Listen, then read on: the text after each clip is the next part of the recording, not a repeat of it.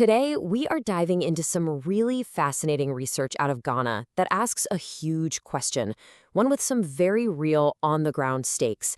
Can a simple loan actually transform an entire nation's food supply? It's a story about maize, it's about money, and it's about the incredible potential that's hidden inside a single harvest. So everything we're about to explore really boils down to this one question. Can a simple act of financial trust, just giving a farmer a loan, can that one act ripple outwards and secure food for an entire country?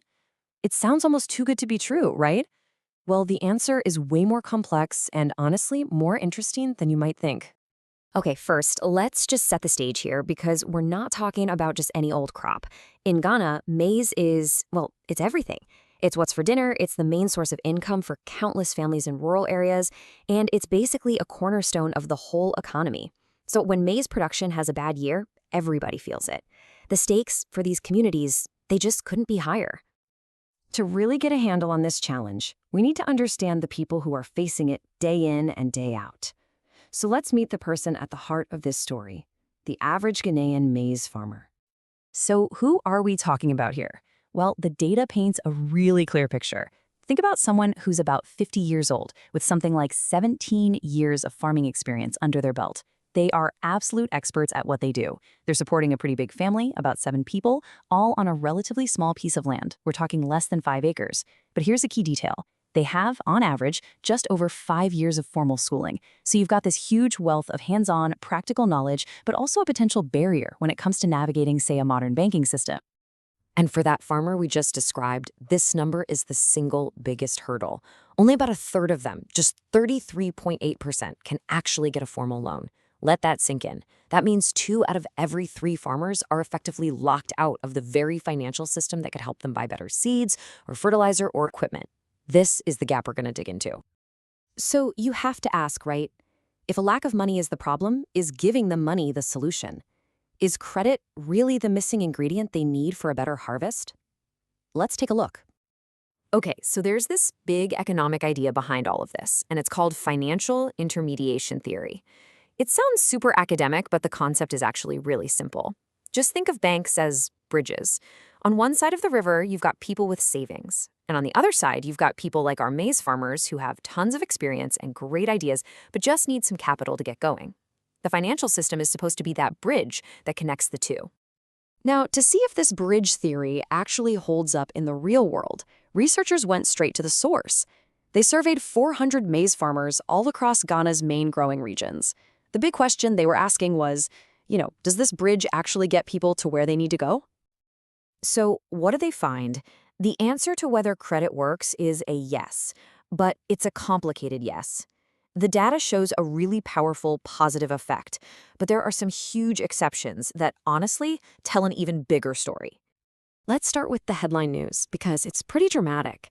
When farmers get access to credit, their output goes way up. Just look at the difference. On average, they produce over 90 kilograms more maize for every single acre. I mean, that's a huge jump. It proves the basic idea is sound. Give farmers the tools to invest, and they will grow more food, period. And it's not just about growing more maize, right? More output means more revenue, and it means a better return on all their hard work. So on the surface, it looks like this financial bridge is working perfectly. It's doing exactly what it's supposed to do. But, and this is a really big but, here's where the story takes a sharp turn. That success, that boost, it's not being shared equally. The benefits of that bridge don't reach every farmer in the same way, and that points to some much bigger problems. What we see is this stark divide between different regions. Yeah, credit boosts output pretty much everywhere, but in the northern parts of Ghana, the story changes. The farmers there might grow more maize, but they're not actually making more money from it. Why? Well, because of other huge challenges, like terrible roads that make it expensive to get their crops to market, or lack of storage, which means they have to sell when prices are low. The loan helps them grow more, but the system around them stops them from actually profiting from it. And that brings us to the most critical question in this whole story. If a loan isn't some magic bullet, then what's getting in the way? We've got to look beyond the loan itself and at the entire system that it operates in. Honestly, nothing says it better than the farmers themselves. This quote really gets to the heart of the problem. For so many farmers who do manage to get a loan, the terms of that loan become a trap. The interest rates are just so high that it's almost impossible to get ahead. Instead of a cycle of investment, it becomes a cycle of debt. So when the researchers asked farmers, hey, what are the biggest roadblocks? The answers were loud and clear. Number one, by a long shot, was cripplingly high interest rates. But it didn't stop there. They also pointed to a lack of financial education, strict collateral rules that small farmers just can't meet, not enough banks in rural areas to begin with, and just a painfully complicated application process. So here's the main takeaway. You can build the most amazing bridge in the world, but if the roads leading up to it are crumbling and the land on the other side is a swamp, it's not going to do anyone much good. A loan is a tool, a powerful one, but it can't fix a broken system all by itself. Okay, so what does building a better system actually look like? The good news is this research doesn't just point out the problems. It also shines a light on a clear path forward, a way to get to real, lasting progress.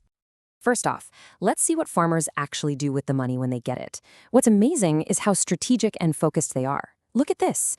Over 85% of that money goes directly into the absolute core of their business, buying better inputs like seeds and fertilizer and hiring help to get the work done right.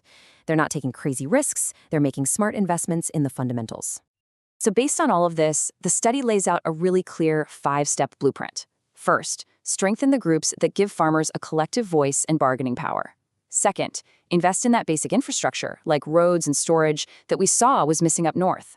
Third, offer financial education that's actually designed for their needs. Fourth, make a real effort to expand credit into those overlooked regions. And finally, and this is so important, create programs to support and encourage the next generation of farmers. And when you put it all together, it illustrates the ultimate point of this whole story. The real solution isn't just financial. It isn't about just writing a check. It's structural. It's about rebuilding the system so that a loan isn't a gamble, but a reliable tool for growth. And that leaves us with one final, much bigger question that goes way beyond Ghana's maize fields. What does it truly take to empower people? Is it enough to just give them a tool, like a loan, and walk away? Or is our real responsibility to build a world, a system, where they can actually succeed with that tool? That's the thought I want to leave you with today.